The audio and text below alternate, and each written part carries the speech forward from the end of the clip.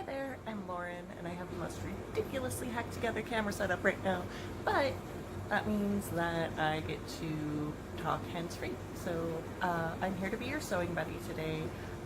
It's not a tutorial, it's not, oh my gosh, we're gonna like look into all of these like garments and how they're constructed. It's, I'm gonna sit here and sew and talk at you, because I've watched a lot of YouTube videos, like basically while I'm hand sewing. Right now I'm working on eyelets for my stays.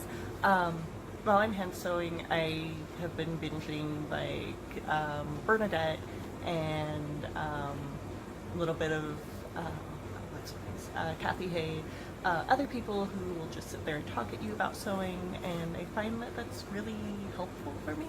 And like if I could have someone here just sewing with me, that would be ideal, but I do not have a lot of sewing friends. I work weekends, so my weekdays off I have to kind of sit here all by my lonesome, but it's really nice and relaxing, and I just wish I had a sewing buddy, so now you're it. Okay, so what I'm working on right now are the eyelets for my stays. And I might not be doing this right. I have kind of come to the conclusion that no one is going to see these anyway. They're just for the structure of my dress. And what this will turn into is the base for a, well, other than future projects. Right now I'm working on a, sorry for the, hexadecimal cosplay. It's the Costume College gala theme this year is the opulent streets of Venice, so you know, that's all about like the giant gowns and masks and things. You know what? Hexadecimal could use a gown. Like normally she's, I don't know if anyone even remembers the cartoon reboot. I know they had a reboot recently, which was not good. Reboot was like a show in the 90s when the internet was still like, oh my gosh, it's so magical. And basically a bunch of these characters who live in your computer, and you play games with them, and then it turns out that when you win the game, you're nullifying them. Like they turn into these little slug things and are no longer people. Basically, games are murder. But in this show, there's this character, Hexadecimal, who is a virus, which is odd because hexadecimal is just a coding language. But anyway, she, instead of like changing expressions like normal characters do or like people do, she has masks. Lots of masks. And she'll switch through them like in the middle of a sentence. So you can see like, oh, suddenly she's happy, and then she'll switch her mask and she's really, really angry. So I thought that would be fun, because especially if I'm doing pocket hooks, I can like keep my extra mask in my pocket. My friend Lena Fox is making the masks for me, so that's covered. I just have to do everything else. So finally I'm getting back into the sewing, which I guess setting up the video was distracting. A little bit about me. I grew up in Southern California. I was bullied a lot as a kid. My parents were alcoholics. I have anxiety and depression. Oh, boo hoo hoo hoo. And then I moved to Arizona because my dad's work moved there. And he lost that job, so then we wound up moving to Oregon. Finished high school in Oregon, and started college, burned out by spring term because I just was not making friends, had undiagnosed anxiety and depression, and was trying to take on like 17, 18 credits in each semester, which is a lot. So rather than trying to push me through that or like help me out or anything, my parents were upset that I was not doing well, and I just broke my thread. But that's what happens when you work with silk thread, which is recommended for eyelids because I guess it's smoother or it looks better. Luckily, these are all buttonhole stitches, so they kind of hold pretty well on their own.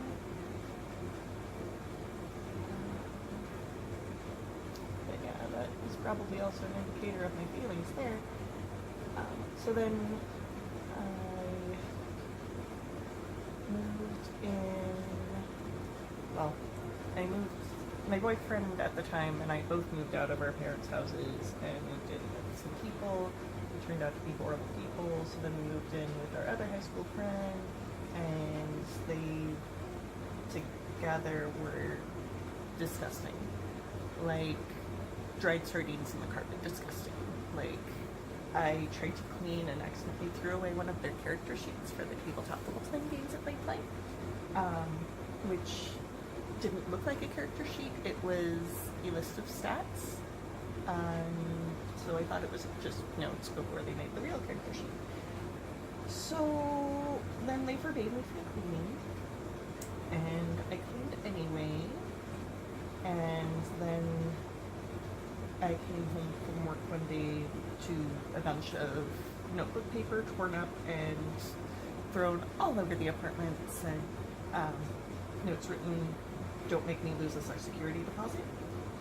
So I moved back in with my parents, who had moved up to Portland. I was in Eugene at the time, and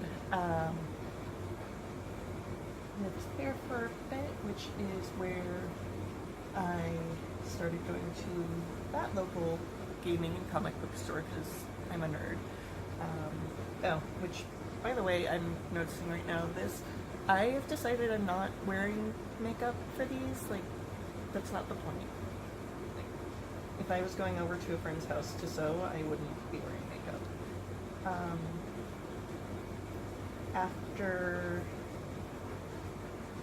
After a little bit there, I met this guy, Jody, who is amazing, and I married him eventually, but first it was like really awkward. Like, I was working at the grocery store in their deli making sandwiches, and I met the guy once before at the comic shop, and like the next time I saw him, he had shaved his head, which is not a good look for him, and I told him so. I told him, "You are never allowed to shave your head again." Second time I had met that guy, so I guess that made an impression. He has not shaved his head since. But yeah, we started hanging out. I was dating this other guy who was not a good guy. I can really pick him. But then, yeah, I broke up with that guy because he was not happy. I wasn't happy. And Jody was there for me. We started out as friends. Like, I would go over to his house where he lived with his high school friends, who are awesome people, not like my high school friends. And yeah, I wound up staying there later and later because my parents were terrible, and eventually, like, okay, so there's this debate about who kissed who, but we were watching TV in the living room, and I was laying with my head in his lap because, like, we were snugly friends, and I thought that was cool. And then he leaned down and kissed me. That's the way it went. I did not want to kiss him yet because he smoked, and I'm like, no, I'm not going to kiss a smoker. My dad smokes. It's gross. I'm not going to live my mom's life. But that happened, and we have been together ever since. He did stop smoking shortly after, which at times involved me sitting on him while his friends went out to smoke and physically holding him back, which he was not happy about. I did not care.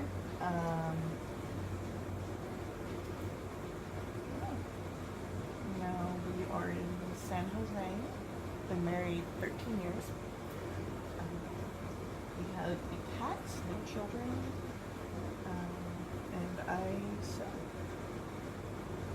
I got into sewing, well, in high school in Arizona, I made friends with other nerds, and some of them were in the SCA, and turns out for that you need costuming, which my mom wasn't going to buy me, so she's like, well, we'll just make you something, and we picked up patterns, and she adapted the pattern. She picked out the fabric for it, which was a cotton polyester, and we made it together on the machine. I got lots of comments on it at the SCA event I went to, but it was not up to SCA standards. Like, for most of that weekend I borrowed clothes from my friend who, nice thing about medieval clothing, a lot of it is lacing. Also, I was a stick at that time, and she was slightly more of a stick, so that worked out.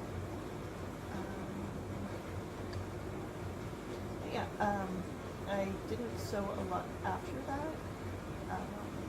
After I moved in with Jody and his housemates, because at one point his housemates were like, dude, she has to start paying rent. So after that happened and my sewing machine was over there, wow, I decided to make a skirt, and that did not turn out well because it was a purple stretch velour, which we all know is a horrible beast, and I wish I would never have to sew with it again, but I know someday it's going to come back. I'll have to figure out how to make that work. Yeah, so I was like, oh, this skirt is still wearable, it's cute.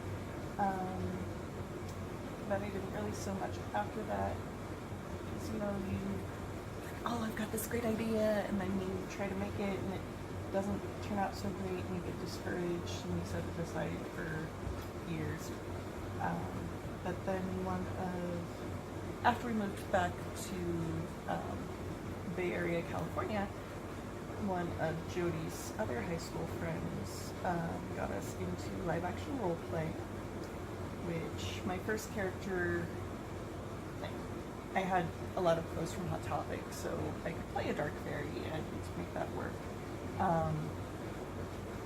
But then she died, and so I decided to play a dryad. And at first I was like, oh, I'll just buy a bunch of green clothes off eBay, and like, I'll make that work. Sew leaves on them or whatever. Even that was kind of expensive. I don't know how these items are going to turn out. I'm probably going to have to thread this with a needle, but I have lots of those. But yeah, so then I commissioned my friend Nikki to make an outfit for me, but she hadn't really sewn for anyone other than herself, so sizing was weird and I had to make a bunch of adjustments. And then I realized, you know what, I could do this. And so I started making my own dryad clothes, and made a couple of doublets for Jody. I was using patterns at the time, which definitely always start out using patterns. Now I don't use patterns for anything but corsetry. I just sketch out the shapes I need on the material. That works out. I'm probably not going to edit this at all, so it's going to be long. Like, I'm going to sit here and talk with you all day, and if you're not into that, like, it's okay. I understand. You don't have to watch this. But if you just need someone to sit there and talk at you while you sew, that's what I'm here for. But yeah, so I started doing that, and I found a really easy tunic pattern, which was my first step into not using patterns, because it was an SCA pattern, so it's like, here are the shapes you need, here are the measurements you take, here's how you draft it out, but like we don't have a big pattern for you to cut out. So then I started adapting patterns to what I needed, and from there I just like I know the shapes I need, and yeah, I started looking at things online, being like, oh, okay, that's how that's put together. I'm gonna recreate that. Cool, easy, done.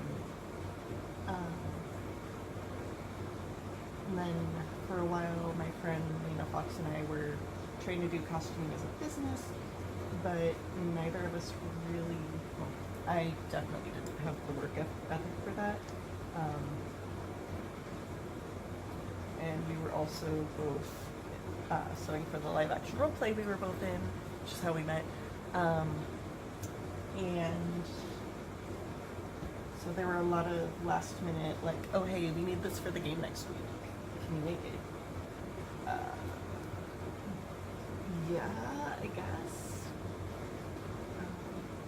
Yeah, so I didn't, we just stopped sewing. Then after a little bit, I decided to pick it up on my own.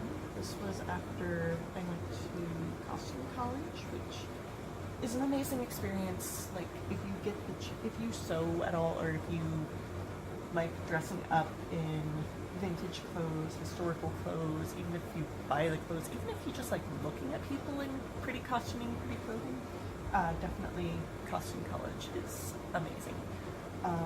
Everyone's super nice. Anyway, that's where I saw Kathy Hay give a talk. Well, I took one of Kathy Hay's workshops, lectures. I'm not sure what you would call it, but it was how to conquer the world. And basically it's a lot of tips on like, instead of just going through with the rat race, like get up and do that thing you want to do and make it happen. So I was like, cool, I'm gonna be my own costuming business. Like if it's on my own and I'm my boss, I can do this. Like no one else is holding me accountable. It's all me. So we did that for a little bit. I had an Etsy shop. It was okay, but it turned what I love to do into work, and I'm not down for that. So a couple years later, when I figured out, oh, this is anxiety and depression, and I need a therapist and medication and figure my stuff out. So that's when I kind of set Cloud Shaper costume design aside. Closed my Etsy shop. It's still, I did reopen it recently, but with like a thing that I make, and haven't really had any notes on that. But yeah, I set most of that aside because I also had decided I needed a 9-to-5 job, or at least like a steady paycheck job. So I became a bridal stylist, which is a lot of fun because I'm still playing dress up and helping other people play dress up, but it's for like one of the most important days of their lives, which is amazing and rewarding. And it's not like, oh my gosh, if I mess up a scene then her day is ruined. It's, I just need to find the right already made dress for this woman, and then the alterations department will take care of all the seams and everything. So yeah, that's super fun, super rewarding, emotionally exhausting sometimes. That's why if I make these videos a regular thing, they're only going to be on my days off, probably on Wednesday. Yeah. So the funny thing with eyelets, like the first 2 or 3 I do are always just terrible, and then I remember, I guess, how to do them, and they start looking good. I don't know what changes in how I sew them, but like, I don't know if you can see. There's the first, second, third, oh my gosh, and then this one I'm working on is like a beautiful little flower.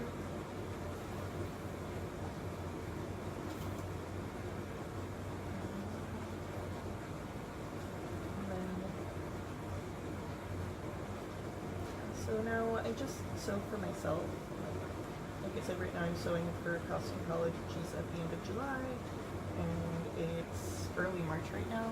So I'm getting a jump on it this time. Every year I come back. Every year everyone comes back and like, oh, I'm gonna get started sewing right away.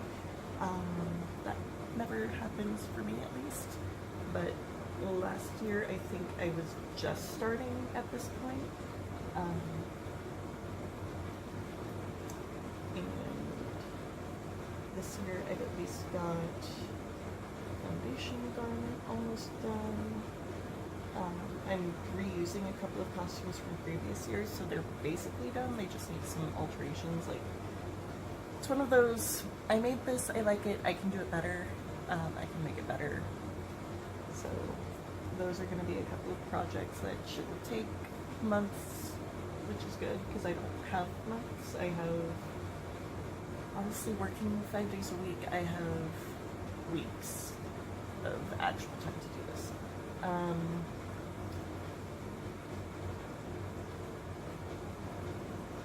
I'm contemplating moving into like fashion instead of costume. So I have ideas for a line based on what I found that I wish existed in my own life to wear to work.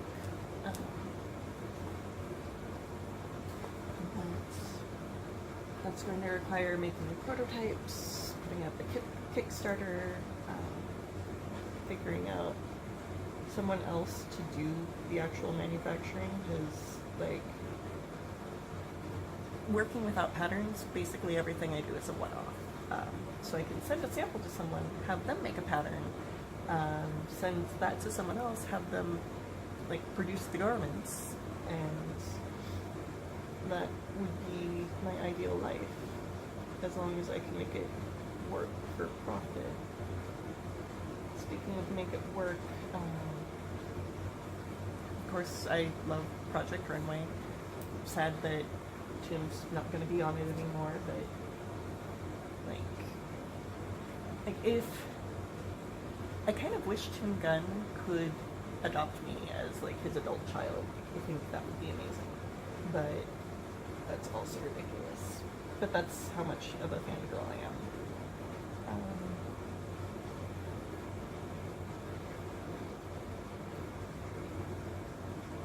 I am not fast at eyelets. I know there are better ways to do this. I don't know if you can even see what I'm doing. I tried to set this up so that my sewing would be on camera. You're not going to see any machine sewing because my machine is loud, and that's not the point of any of this. I apologize again for the dishwasher sounds.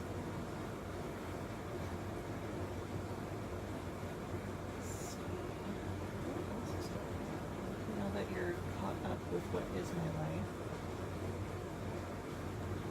other things I'm going to work on for Costume College. So my work had a sale on bridal gowns, and there's one that I have been keeping an eye on because it's basically the perfect Queen Serenity cosplay base. So I actually ordered the wig for that last night, but I have the dress hanging in my bedroom, and I just need to try it on, see if I need clean it, because it came from the store, so other people have tried it on, and but yeah, just give it an OxyClean dip, try it on, see if I need to do any alterations myself, and work out those little accessories that make it specifically Queen Serenity. Not Neo Queen Serenity, but like Season 1 Queen Serenity. If, you know, there are any movies out there who understand what I'm talking about.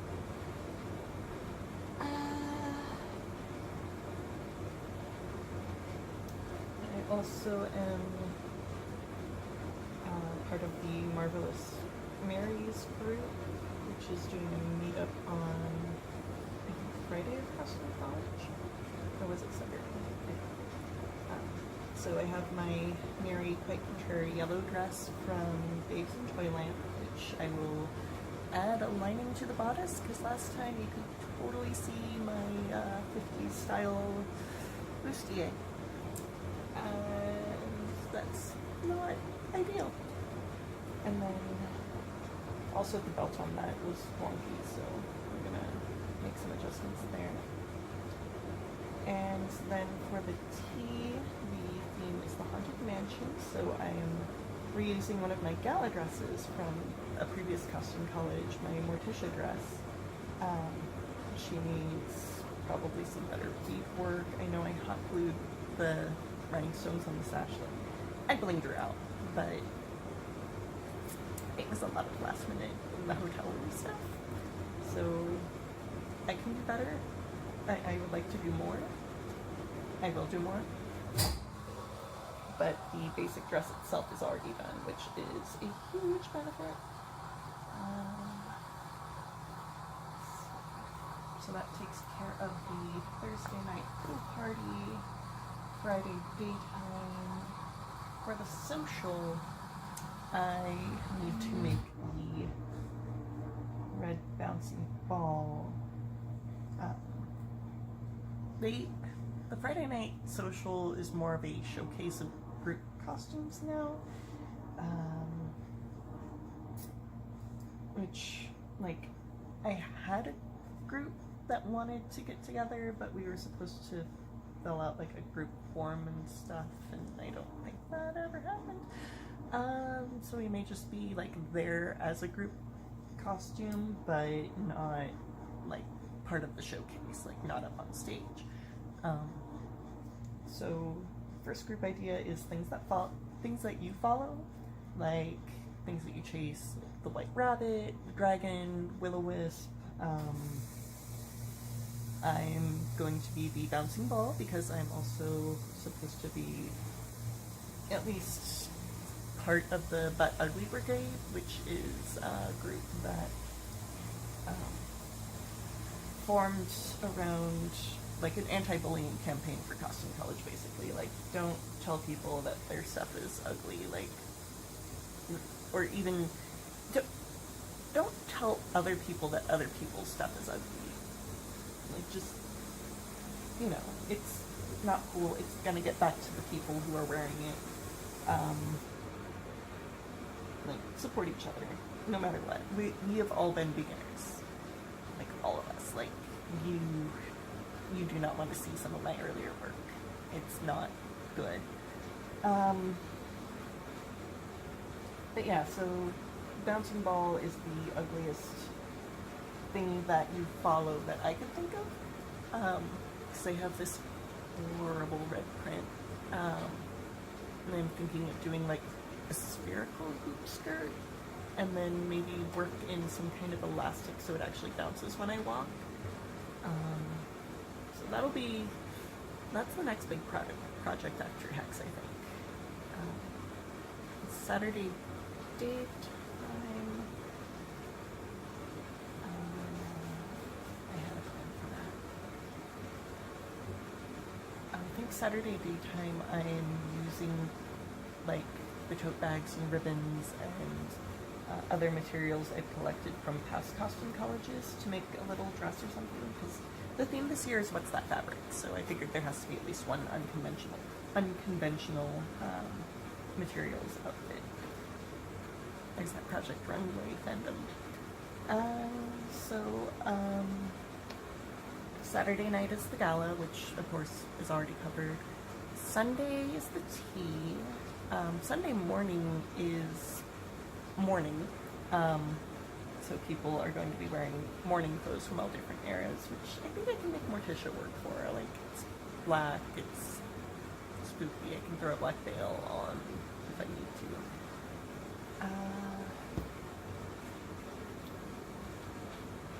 And then Sunday night.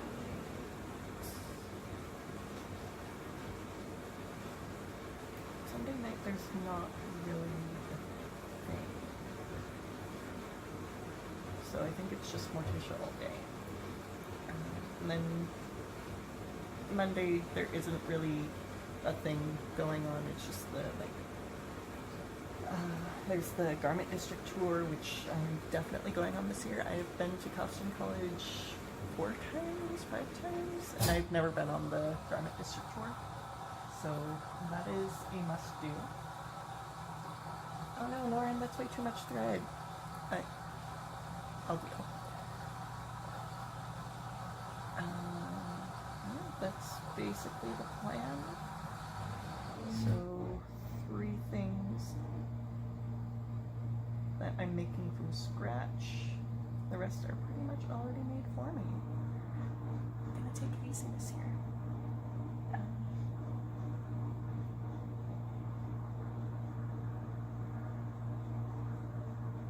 As always, I guess is going to mess with the focus, and I apologize for that, but I have to let the threads hang so that they untwist themselves so that I don't get knots all over everything. My fandoms, because I am a nerd, of course, as you know, Sailor Moon, Doctor Who, Game of Thrones. I have not read through A Song of Ice and Fire. I apologize, I am a fail nerd. Stop being a gatekeeper.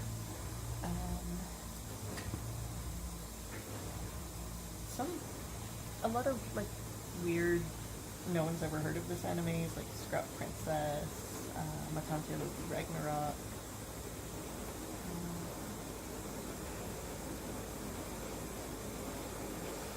I've been watching the Dragon Prince.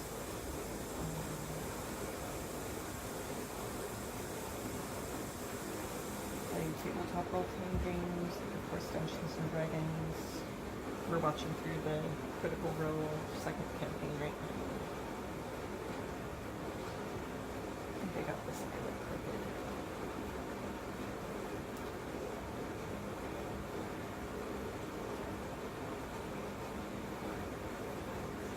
Something just so satisfying about stabbing through 4 layers of heavy linen. Or is this? I'm not sure. This is the material. Okay, so this I started making last year at Costume College, and it was actually, I did that very badly. It was actually a very lovely opportunity. The class was taught by J.P. Ryan with a J.P. Ryan pattern, so like she knew, like, okay, here's the size you need, here are the adjustments you need to make, let me walk you through putting it together. Like, it was an amazing experience. Very, very worth the money. I was adamant that I was going to come home and finish these days up, and then I'd be ready to get started for my gala dress. And as you see, that didn't happen. Most of the work on this has been done over the last 2 weeks. Which, like, the body was made, I needed to insert the stays, or not the stays, the bones, plastic boning, because it's the closest to baling. I then had to do binding. That's fine. All these again. Hopefully these last me for a while, though, so I don't have to again. That'd be nice. I like to believe that my work has that level of quality that it can, you know, last. I know my Victorian stays could use replacing, because I was in a Victorian lark for a while, so those things saw a lot of use. Like, it's basically in them for 72 hours, aside from sleeping. Although sometimes even then, because sometimes at LARPs you don't sleep. There are bad things in the night that the plot team will send out, and you don't have the opportunity, or you don't feel like you have the opportunity to just like relax and let sleep take you. Because, you let yourself go to sleep, then you wake up and oh no, that really important spirit that you've been protecting is suddenly evil because the bad guys came and took it over while you were asleep, and now you've failed your entire culture and should basically like go off into the woods to die. Not actual die, but like your character die. There are a lot of misconceptions about LARP out there, and I know it's getting better, but still, like, the worst injury I think I've ever seen was somebody stepped on a rock that they didn't know was there and broke their foot. It's not like an orgy in the woods. Like, there are very strict policies. You're not going to get sacrificed to the elder gods just because you're playing with your friends.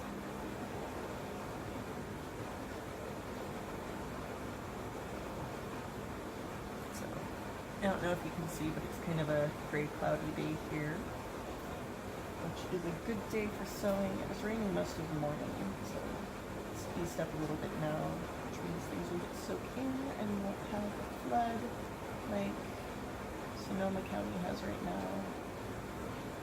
First they get the fires, and then they get the floods. Like, everyone was wishing and praying for rain to put out the fires, and the weather god's email was backed up, so they finally got around to it all at once.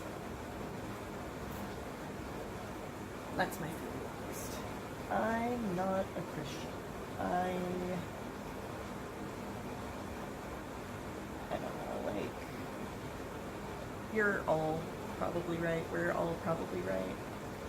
Just,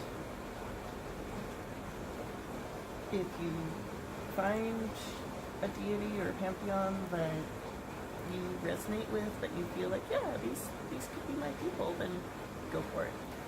If you don't, then don't worry about it. If you like parts of one religion and parts of another, then cool, as long as you're not hurting anyone, like, you do you. That's basically me. Like, I dig some fairy things. I like the Norse pantheon are my people. Kind of sad that a lot of that symbolism is being co-opted, but that's not gonna last, is it?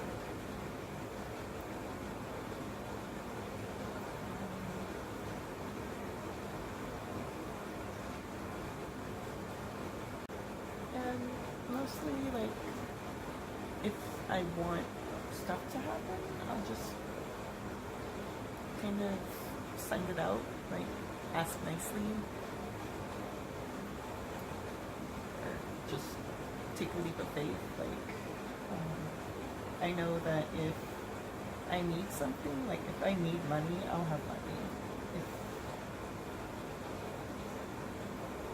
If I need to have something to survive, it will be there. We'll make it work. Like, that is my relationship with the universe. As long as you're not afraid to ask and put in a little bit of effort, you'll be fine. That is the thing, though. Like, there's the saying, God helps those who help themselves. Yes, but it's not like do it all by yourself. It's like ask for help and show that you're trying. And that, I think, goes for any deity. I was raised Christian, so a lot of the adages are that way, but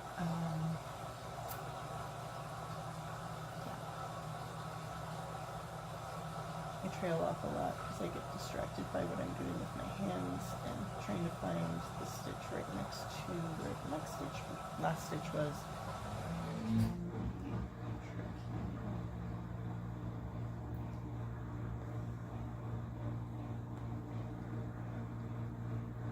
So I think I've rambled on for a while now. That might be good for, you know, the introductory, hey, let's sew something together. If you liked it, let me know. If you want, like, put in the comments, show me what you made while you were listening to me ramble on about my life and my sewing and whatever. Hopefully you found it helpful, and if not, let me know, like, if there's a specific topic that you want me to talk about. If you want me to talk more about sewing and less about my life, that's cool too. And I am going to call it there. So thanks for, you know, letting me sit with you while we sew, and I hope you have a great day. Make beautiful things.